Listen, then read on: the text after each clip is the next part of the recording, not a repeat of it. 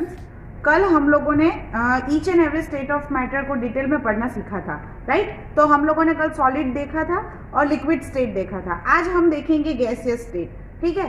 तो जैसे मैंने कल आपको सॉलिड और लिक्विड के बारे में कैरेक्टरिस्टिक्स सबसे पहले समझाई थी, वो आप अपन रिकॉल कर लेते हैं क्योंकि उसके कंपैरिजन में ही हमको गैस की भी सीखनी है। तो सॉलिड के बारे में क्या बोला था, उसका शेप फिक्स होता है, वॉल्यूम फिक्स होता है, बाउंड्रीज डिस्टिंक्ट होती है, कंप्रेसिबिलिटी बहुत कम होती है, रिजिड नेचर होता है, ठीक है। और लिक्विड में उसका शेप फिक्स होता नहीं है, उसको जो भी कंटेनर में डालो उसका वो शेप ऑक्यूपाई कर लेता है, लेकिन उसका वॉल्यूम फिक्स होता है और फ्लोइंग कैपेसिटी उसमें होती है। और अब हम लोग गैस के बारे में पढ़ते हैं। तो गैस में भी उसका शेप जो है वो फिक्स होता नहीं है, लेकिन हाँ उसका भी वॉल्यूम जो है वो होता है।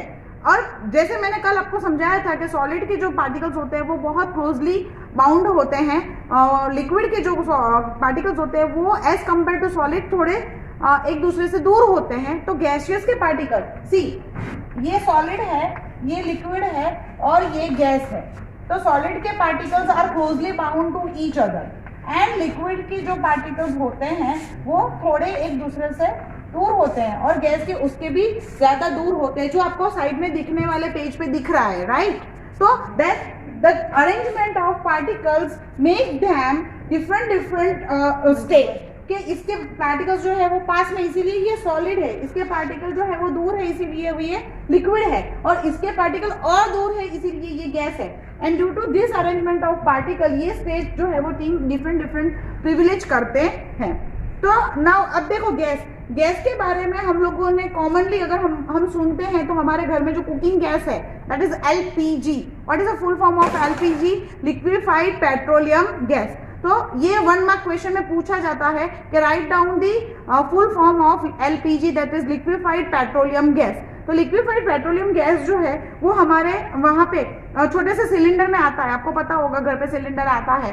तो ये कैसे होता है, क्यों वो सिलेंडर में कैसे ये लोग फिलअप करते हैं? तो जो गैस जो होते हैं जब उसके पार्टिकल को हम लोग कंप्रेस करते हैं, मतलब उसको दबाते हैं, तो गैस जो है वो लिक्विड में कन्वर्ट हो जाता है, इसीलिए लिक्विफाइड बोला जाता है उसको। तो आपके दिमाग में क्वेश्चन आना चाहिए कि ये लिक्विफाई भी बोला गया है, गैस भी बोला गया, तो whether it is a liquid और whether it is a gas.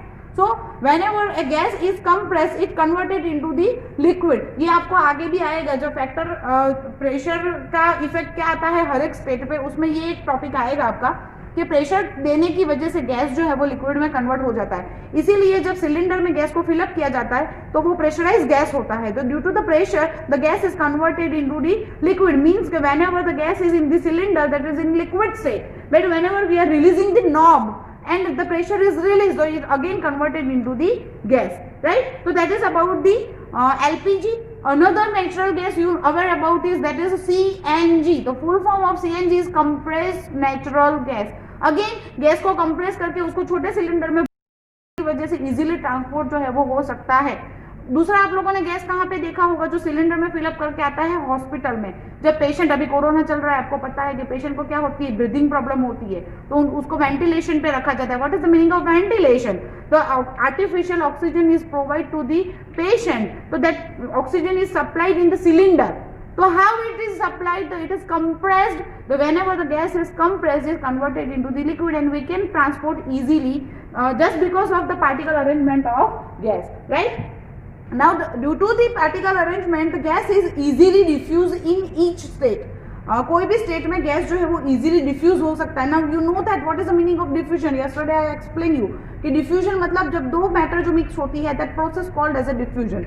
तो गैस जो है वो इजीली डिफ्यूज होता है। इसी वजह से हम लोग घर पे जाते हैं, स्कूल से जब छुट्टी हो जाती थी घर पे जाते थे, हम लोगों को डोर पे ही पता चल जाता मम्मी ने कुछ अच्छा बनाया है। How it possible? तो गैस जो पार्टिकल है उसके दूर, एक दूसरे से दूर होने की वजह से वो इजीली डिफ्यूज हो सकते हैं। इसीलिए गैस जो है वो पार्टिकल उसके जो होते हैं वो दूर होने की वजह से वो इजीली ट्रांसपोर्ट होता है। इसीलिए कॉर्नर में रखी इंसेंस स्टिक की स्मेल जो है वो थोड़ी देर में हमको पूरे रूम में फ्रेगनेंस देती है। कुकिंग फूड की अरोमा जो होती है, अरोमा क्यों बोला जाता है? गुड स्मेल जो हम लोगों को स्मेल करने से अच्छी फीलिंग देता है, दैट इज कॉल्ड अरोमा, ठीक है। तो जो कुकिंग फूड की अरोमा होती है वो हमको अट्रैक्ट करती है कि something is preparing good in kitchen.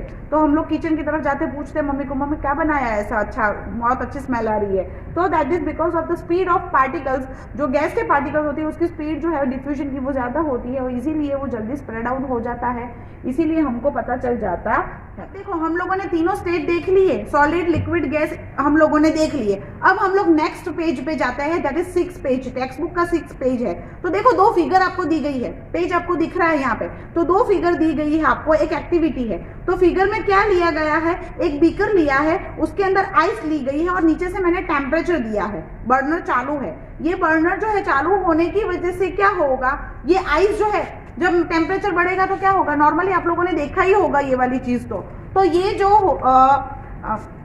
Temperature जब देते हैं आइस को, तो आइस जो है वो मेल्ट हो जाता है और लिक्विड में कन्वर्ट हो जाता है। तो इसका ये एक्टिविटी से हम क्या समझने वाले हैं, the effect of temperature on each and every state of matter, कि टेम्परेचर की इफेक्ट क्या होने वाली है। ये बहुत इंपॉर्टेंट टॉपिक है, आपको समझने की बहुत अच्छे से समझने की जरूरत है, ठीक है। तो इसमें क्या है, बहुत सारी डेफिनेशन आने वाली है इसमें। तो काइनेटिक एनर्जी मैंने आपको ऑलरेडी एक्सप्लेन किया था, ठीक है। तो जब मैं हीट देती हूँ तो काइनेटिक एनर्जी पार्टिकल्स की बढ़ती है, तो पार्टिकल की काइनेटिक एनर्जी बढ़ने की वजह से जो सॉलिड जो है वो लिक्विड में ट्रांसफर हो रहा है। लोग अब 7 पेज पे आ गए हैं। ये पेज बहुत इंपॉर्टेंट पेज है, ये पूरे चैप्टर का हार्ट है ये वाला पेज। क्यों? क्योंकि इसमें बहुत सारे डेफिनेशन हम लोग समझने वाले हैं, right.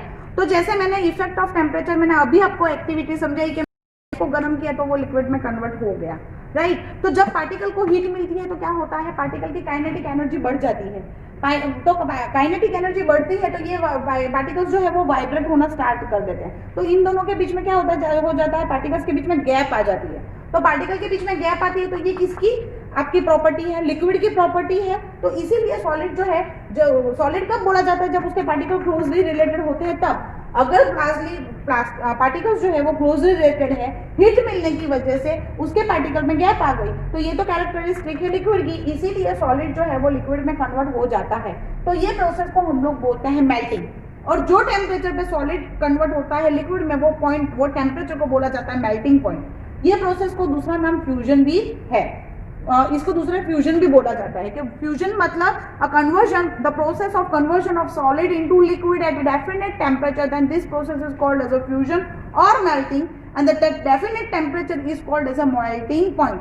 Ice is converted into the liquid, right. तो जो ये प्रोसेस सॉलिड, आइस कौन से स्टेट में है, सॉलिड स्टेट में है, वो कौन से स्टेट में कन्वर्ट हो रहा है, लिक्विड स्टेट में। तो this process is called as a fusion और मेल्टिंग पॉइंट। अब जब डेफिनेट टेम्परेचर होता है और टेम्परेचर सिस्टम, ये एक सिस्टम बन जाती है। देखो जो सेटअप किया जाता है, जो एक्सपेरिमेंट में मैंने आगे वाले पेज में आपको समझाया, वो सेटअप एक सिस्टम बन जाती है कि वो रूम जो है दैट इज कॉल्ड सिस्टम, पूरी सिस्टम।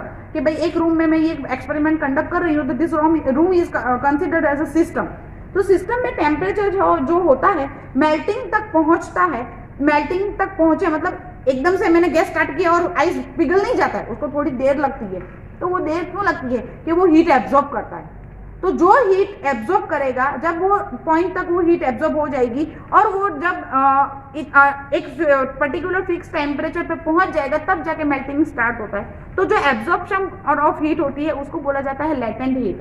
क्या बोला जाता है उसको, लेटेंट हीट। तो द वर्ड लेटेंट मतलब हिडन, हिडन मतलब छुपी हुई, छुपी हुई। तो क्यों हीट कौन सी छुपी हुई होती है, मतलब कि इसका मतलब ये होता है, हिडन का मतलब ये होता है कि जब तक आपका मेल्टिंग स्टार्ट होता है तब तक धीरे धीरे स्लोली हीट जो है वो एब्जॉर्ब होती रहती है, और वो एब्जॉर्ब होने वाली हीट को हम लोग लेटेंट हीट बोलते हैं। अब किसके लिए ये प्रोसेस कौन सी है, सॉलिड में से लिक्विड में कन्वर्ट होने वाली प्रोसेस क्या बोलते हैं, उसको हम लोग मेल्टिंग बोलते हैं या फ्यूजन बोलते हैं। तो ये हीट मैंने किसके लिए एब्जॉर्ब की, सॉलिड को कन्वर्ट करने के लिए लिक्विड के अंदर। तो इसीलिए इसको बोला जाता है लेटेंट हीट ऑफ फ्यूजन। क्यों, फ्यूजन होने के लिए जितनी हीट की जरूरत है वो हीट को हम लोग लेटेंट हीट बोलते हैं।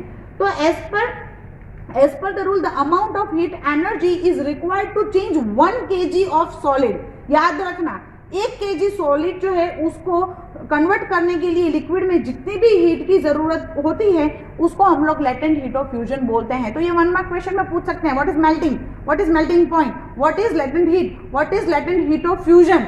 ये सारी 1 मार्क क्वेश्चन में डेफिनेशन में पूछा जा सकता है। तो as a particle of water at 0 degree temperature उसको 273 कैलोरीज जो है केल्विन, सॉरी 0 डिग्री सेल्सियस को केल्विन में अगर कन्वर्ट करें तो 273 केल्विन होता है। इसका मतलब कि इतनी हीट हमको चाहिए होती है, ठीक है। तो वाटर जो का टेम्परेचर अगर 373 केल्विन है, इसका मतलब कि 100 डिग्री सेंटीग्रेड हुआ वो, राइट। तो जो वाटर जो है पार्टिकल्स जो है, जैसे हम लोग हीट अप्लाई करते हैं वो फास्ट मूविंग करना स्टार्ट कर देते हैं।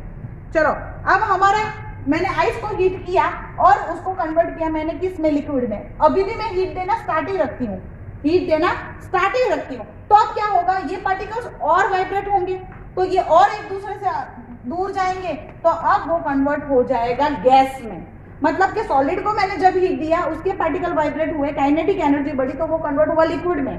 और भी मैंने हीट रिमूव नहीं की है, बर्निंग मैंने स्टार्ट रखा है, हीटिंग प्रोवाइड करना मैंने स्टार्ट रखा है, तो और पार्टिकल वाइब्रेट होते हैं और एक दूसरे से दूर जाते हैं। तो ये किसकी प्रॉपर्टी है, गैस की।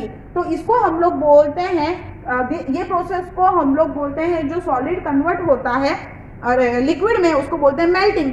और लिक्विड जो कन्वर्ट होता है गैस में, दैट इज कॉल्ड वेपोराइजेशन। क्या बोला जाता है इसको, वेपोराइजेशन। मीन्स कि liquid is converted into the gaseous state in vapour state. Water जो है स्टेट कौन सा है, वेपर, तो इसको हम बोलते हैं वेपोराइजेशन। और जो डेफिनेट टेम्परेचर पे ये स्टार्ट हो जाता है, वो टेम्परेचर को हम लोग बोलते हैं boiling point. The water is get boil on the temperature of 100 degree centigrade. और इसके लिए जो हीट लगती है उसको हम लोग बोलते हैं latent heat of vaporisation. Now you know what is the meaning of latent heat. जो प्रोसेस करने के लिए हीट रिक्वायर्ड होती है, that is called latent heat. अगर मैंने फ्यूजन के लिए जो हीट रिक्वायर्ड हुई, that is called latent heat of fusion. Vaporisation के लिए जो हीट लगी, that is called latent heat of vaporisation. तो देखो, आपको ये 1 मार्क क्वेश्चन में पूछ सकते हैं, what is meaning of boiling point, what is meaning of melting point, what is meaning of latent heat of fusion, what is meaning of latent heat of vaporisation, right. तो आप लोगों को ये process भी याद रखनी है कि सॉलिड से लिक्विड मेल्टिंग पॉइंट, लिक्विड से गैस इवापोरेशन भी बोल सकते हो या वेपोराइजेशन भी बोल सकते हो, ठीक है। ये प्रोसेस दोनों नाम सारे आपको याद रखने हैं। इसके आगे के बारे में हम लोग नेक्स्ट वीडियो में देखेंगे।